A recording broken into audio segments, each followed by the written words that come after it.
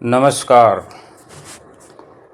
आज की कहानी ऋषि पुलस्त्य और गिरिराज गोवर्धन पर्वत को लेकर ये धार्मिक मान्यता है कि ये पर्वत जो है, ये जो पहाड़ है, हर रोज का रोज एक तिल भर घट जाता है, छोटा हो जाता है। पहाड़ की जो ऊंचाई है तिल तिल करके रोज घट रही है।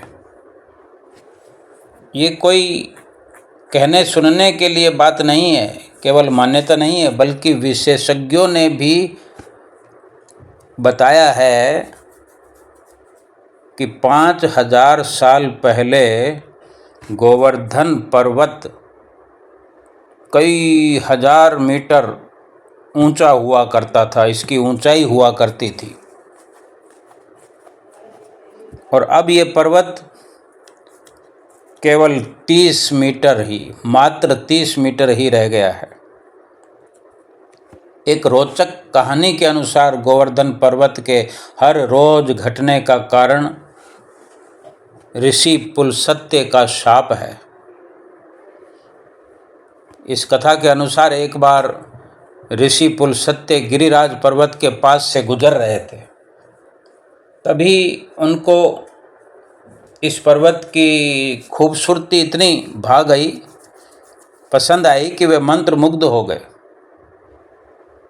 ऋषि पुलस्त्य ने दौरणांचल पर्वत से निवेदन किया कि मैं काशी में रहता हूँ, आप अपने पुत्र गोवर्धन को मुझे दे दीजिए। मैं उसको काशी में स्थापित करूँगा और वहीं रहकर पूजा करूँगा।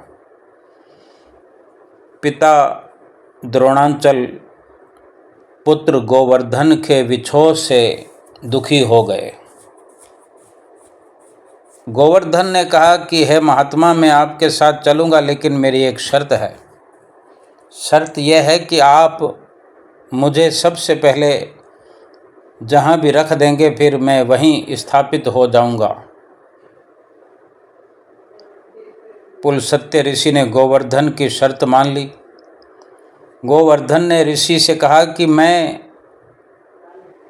2 योजन ऊंचा और 5 योजन चौड़ा हूँ, आप मुझे काशी लेकर कैसे जाएंगे?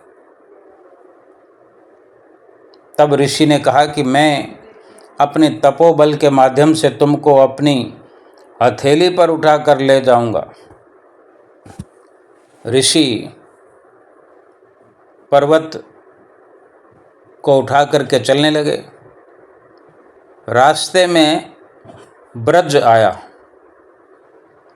तब गोवर्धन पर्वत को दिखा कि यहाँ पर भगवान कृष्ण अपने बाल्यकाल में लीला कर रहे हैं। बड़ा मनोहारी दृश्य और मन भावन जगह है।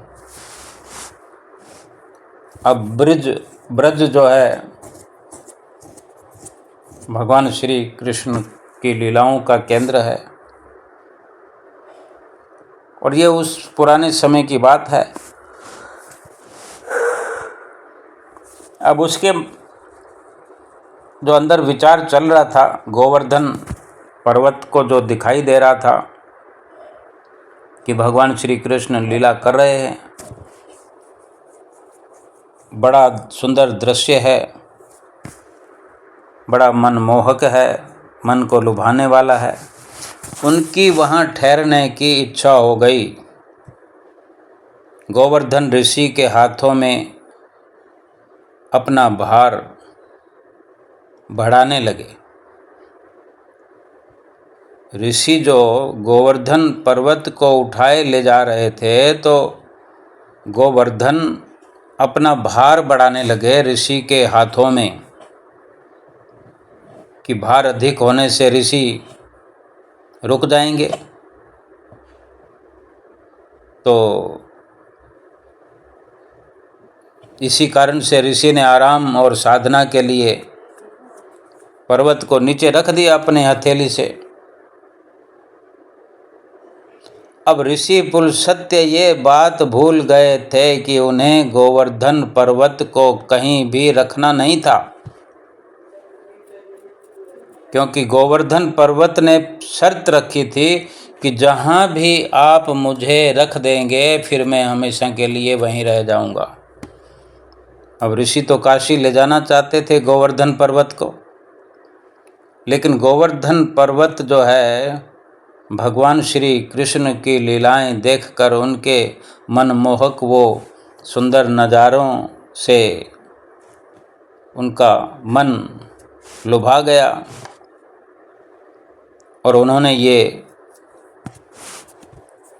अपना भार बढ़ा करके कि ऐसा करने से ऋषि जो है रुक जाएंगे, भार अधिक होगा, नहीं उठा पाएंगे तो मुझे अपने हाथ से नीचे रख देंगे। और वही हुआ, ऋषि ने पर्वत को रख तो दिया।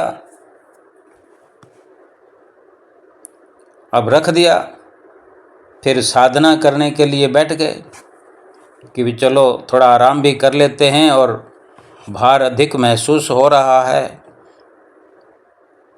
और रुक कर साधना भी कर लेते हैं, फिर चल पड़ेंगे।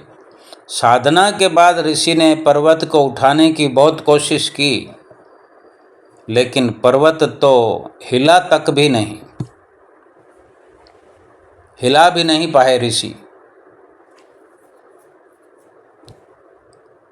और फिर इसी के कारण ऋषि जो है पुलस्त्य ऋषि बहुत क्रोधित हुए, क्यों जो चाहते थे वो न कर पाए, अपने साथ ले जाना चाहते थे, लेकिन फिर उन्हें याद भी आ गया कि ये शर्त पर्वत ने अपनी बताई थी कि एक बार जहाँ स्थापित कर दिया आपने फिर वहीं के हो जाएंगे। अब जैसे भी हुआ, क्या कारण रहा, लेकिन ऋषि को क्रोध आ गया। ऋषि पुलस्त्य जो है बहुत क्रोधित हो गए और उन्होंने शाप दे दिया पर्वत को कि तुमने मेरे मनोरथ को, मेरे भाव को पूरा होने नहीं दिया। अब इसलिए मैं ये शाप देता हूँ कि हर रोज़ तिल भर तुम्हारा वज़न कम हो जाएगा, तिल भर तुम रोज़ के रोज़ खंडित हो जाओगे, हल्के हो जाओगे, ऊंचाई कम हो जाएगी, तुम्हारा तिल भर रोज़ शरण होता रहेगा, मैं रोज़ तिल भर घटते रहोगे। अब माना जाता है कि उसी समय से गिरिराज पर्वत हर रोज़ घट रहे हैं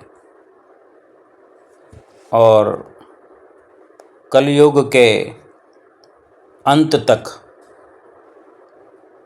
अब ये तो हम ठीक से नहीं जानते कि कलयुग का कब अंत होना है। अपनी अपनी वाणी में कदरदानों ने वर्णन किया है, करते हैं, हम सुनते भी हैं, लेकिन हम केवल इतना ही समझें कि कलयुग के अंत तक ये गोवर्धन पर्वत जो है पूरी तरह विलीन हो जाएगा। नमस्कार।